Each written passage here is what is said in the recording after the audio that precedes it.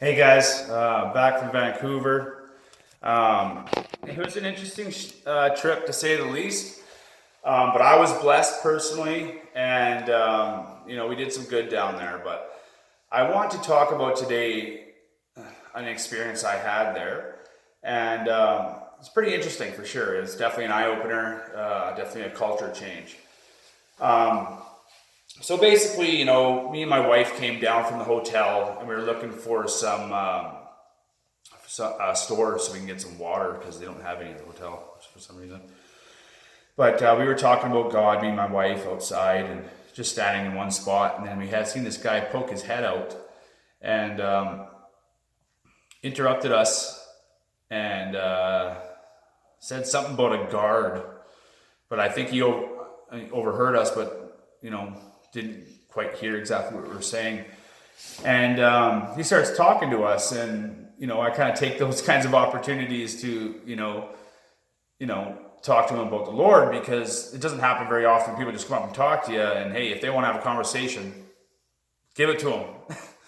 So, anyways, that's what we did, and I asked him, a few questions. I said he was actually a homeless guy, so you could tell he was a homeless guy right away. And so, anyways, we were talking about God with him, and I asked him if he's given his life to Jesus.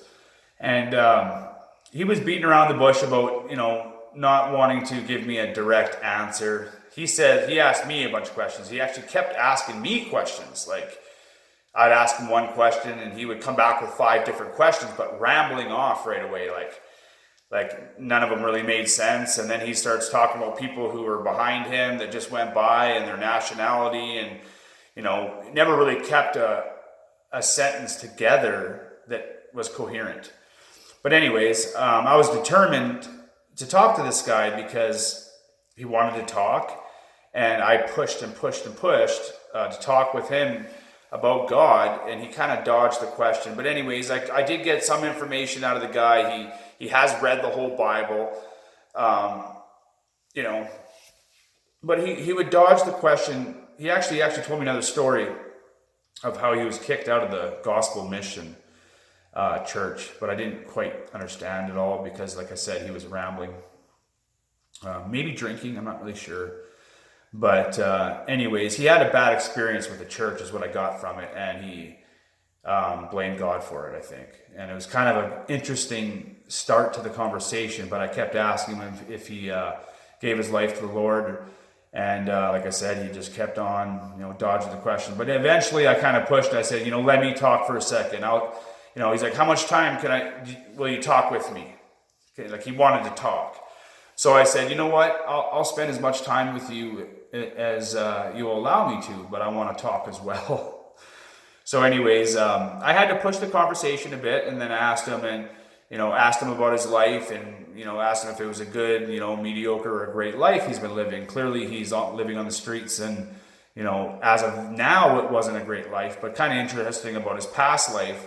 I wanted to know about, and just to see how he became homeless and whatnot, right? But I didn't get that out of him, so to say.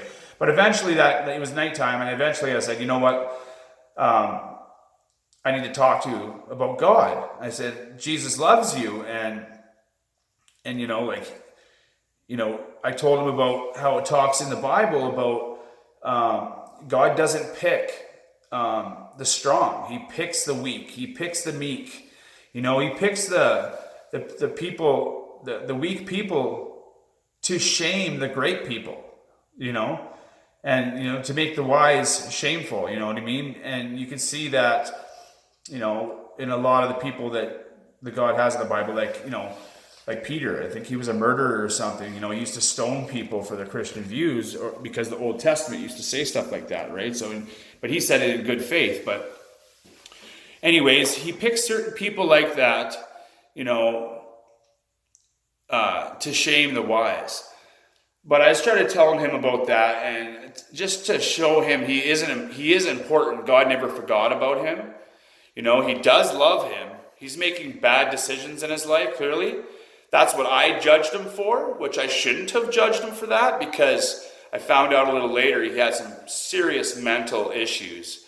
And I don't think it's his fault whatsoever. That's why you shouldn't judge people, you know. And I had a lesson. That's what I was blessed yesterday by learning that lesson really quick. You know, when you look at people, you know, on the street and they're in their on, you know, in their tents on the side of the road, and you know, automatically you jump to the conclusion that they're bums or whatever, or you know, drug users or whatever. But man, you try to stop and talk to some of these people. You know, I talked to a few while we were down there, but this one stood out to me. But anyways, what I did that night, I'm like, look, if you give yourself to the Lord tonight, I will meet you outside my hotel at 10 in the morning with $100 for you, right? And so I didn't think I was going to see him again, but if I did, I was ready to give him the $100. And I told him, I said, if you know, I'll know just by looking at in your eye if you did or not, right? So anyways, I go to bed and wake up in the morning, forget about the whole situation. And I see him across the street. Like, it was way across the street. We were actually grabbing coffees. Me and my family were grabbing coffees at Tim Hortons, and he was by the food court. Just standing there looking at papers, and it looks rough. Like he must have had a really rough sleep or something. I mean, then again, it was dark the night before. I didn't have the greatest look at him. But anyways, so I pointed at him, and he was looking at me, but I think he was like just dazed off into the, you know, to the abyss because he didn't catch it. Anyway, so I went down and I talked to him, and I said, "Hi, it's Joshua again." And he's like, "Oh, you were the guy from last night." And he got all excited, and I had my son with me because my son actually had been asking me to give him money, not him per se, but to give Mason money, my son, so he could give money to other people, because he's seen me do it a couple of times that day, and he wanted to next time. So I thought that was special. So I gave him the $100 to give to him. And anyways, I asked him, I said, "Did you give your life to Jesus?" And he's like, "I'm not going to lie to you." He's like, I never last night, but I continuously do on a continuous basis. I said, "Wow." And then he told me, like, he read the whole Bible, you know, like he kind of opened up. It was the morning, maybe a bit more sober than he was, I'm not sure. But he told me, you know, that he has read the whole Bible, and, you know, he didn't last night. And, you know, I wasn't going to say, no, I'm not going to give you the $100, right? He looked like he really needed it. So anyways, I told my son to give it to him. But he starts talking about other things, and I could tell even now he was rambling about, he couldn't keep a coherent sentence, right? And I feel sorry for the guy, because, like, you can't get a job. This guy can't work for anybody because he can't keep a coherent sentence. He cannot have a normal conversation. And he wasn't drunk in the morning, you know what I mean? He might have had some beers the night before, but he was drinking coffee when I seen him. And he just had, he was mentally disabled. You know what I mean? He was not, like, he had mental issues, and he was on the streets, and these people cannot do nothing about that. You know, you can, like I said, he got kicked out of the gospel mission, you know, probably just for rambling. I mean, this guy really rambled, you know, but anyways, it doesn't matter. He's God's child, you know, and God might not like the things he's doing, but he has not forgot about him. You know, and I truly believe that in my heart, because I hope that in my heart too, because if he forgot about him, he would have forgot about me a long time ago. You know, I never had mental issues. I had my other issues, and it was a lot greater, I feel, than what he was going through. But anyways, I just want you guys to know, never judge somebody, especially those people who are living down there. You know, like they've dealt with their own issues and their own battles. And it's serious stuff, you know what I mean? It's serious stuff, and it's an epidemic. That's the true epidemic. You want to talk about an epidemic? Like, we got to shut the whole country down because the people have a serious flu called COVID, but you can't help out the homeless people? I mean, it just goes to show you what kind of world we live in, you know what I mean? But anyways, that's a separate issue. But, you know, like, if you can't help some of these people out, don't judge them right away, you know what I mean? Like, you know, this guy had a life, you know, he even talked about his family. He had a family, you know, and they might have discarded him because he seems to not have help. I don't know what happened there. I'm not going to judge that either. You know, that's for the Lord to do. But don't give up on these people. You know, if you see someone, they ask you for something, or even you just give them a smile or whatever, man, they're honest people. Not every one of them are honest people, but the people down there, downtown East Side Vancouver, they're going through some stuff down there. Pray for these people. You know, it's really tough, really, really tough that they have to deal with. You know, raining. Remember that video I just had yesterday? It was pouring rain. These people got to deal with that. Some of them have tarps, some of them don't. And I'm talking thousands of people. I'm not talking a few like Kelowna, you know. Like Kelowna probably has 100, but these guys at least 1,000, probably 2,000. People everywhere down there.